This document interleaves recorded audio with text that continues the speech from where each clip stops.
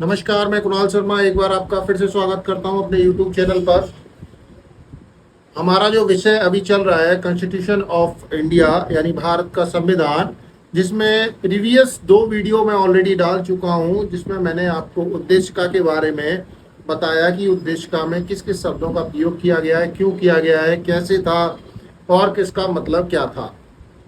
उससे पहले मैंने कॉन्स्टिट्यूशन के बारे में बताया था, कब हमारा लागू हुआ, कैसे हुआ और क्या क्या चीज़ें थी उसमें।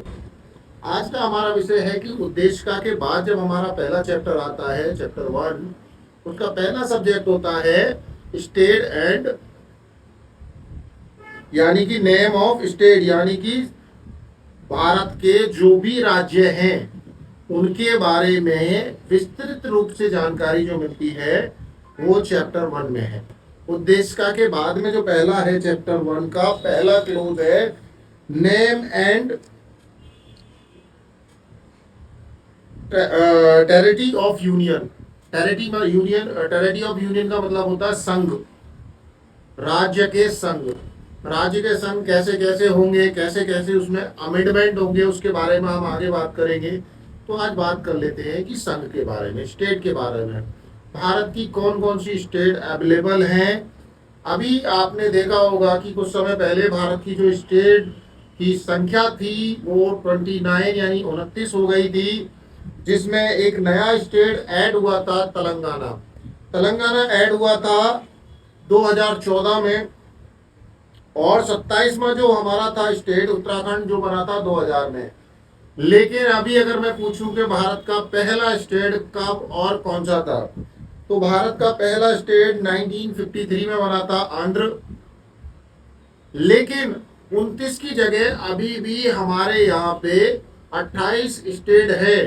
लेकिन केंद्र शासित प्रदेश जो 7 थे अब वो 8 हो गए, क्योंकि जम्मू एंड कश्मीर पहले एक जगह काउंट होता था, अब उनको सेपरेट कर दिया गया है। तो अब हमारे पास 28 स्टेट है और 8 हमारे पास, जैसे कि दिल्ली, जम्मू कश्मीर, हवेली, इस तरीके के पहले 7 हुआ करते थे केंद्र शासित प्रदेश, अब 8 हो गए, काउंट बढ़ गया है। अब इन केंद्र शासित प्रदेश में किस तरीके का कार्यकाल है और नॉर्मल स्टेट में किस तरीके की कार्यकाल होती है, क्या क्या हमारे स्टेट है उनमें किस किस में कैसे कैसे अमेंडमेंट करते हैं, इसके बारे में हम आगे पढ़ेंगे।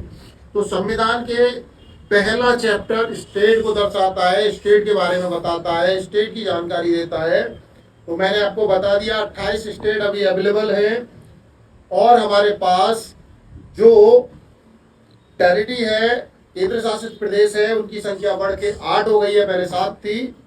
तो अभी इसमें कई चैप्टर आगे है, जो अनुच्छेद 370 है, आर्टिकल 370, जिसके तहत अभी बहुत चीजें सोशल मीडिया पे आई हुई थी, चल रहा था बहुत ज्यादा, 370 हट गया है, ये हो जाएगा वो हो जाएगा। तो इसकी जानकारी इसी चैप्टर में आगे आएगी। इसी चैप्टर में 370, 371 ये सारी जानकारी जो है हम आगे धीरे धीरे बताएंगे। अगर हम एक साथ बताएंगे तो वीडियो बहुत लंबी हो जाएगी और आपको समझ नहीं आएगी।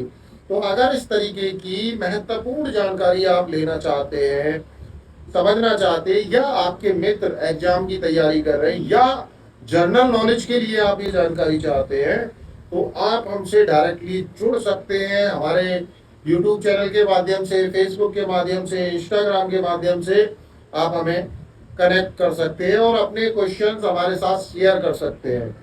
ये तो हम ही कॉन्स्टिट्यूशन का चल रहा है। आगे चल के हम भारतीय संविधान के बाद भारतीय संहिता पे बात करेंगे, BSN, जो कि दंड संहिता है, कौन से केस में कौन सी धारा और क्यों, कितना जुर्म और कितने साल की सजा होती है, उसके बारे में विवेचना करेंगे, पूरी डिटेल में जानकारी देंगे। ओके, धन्यवाद, सत श्री अकाल, नमस्कार।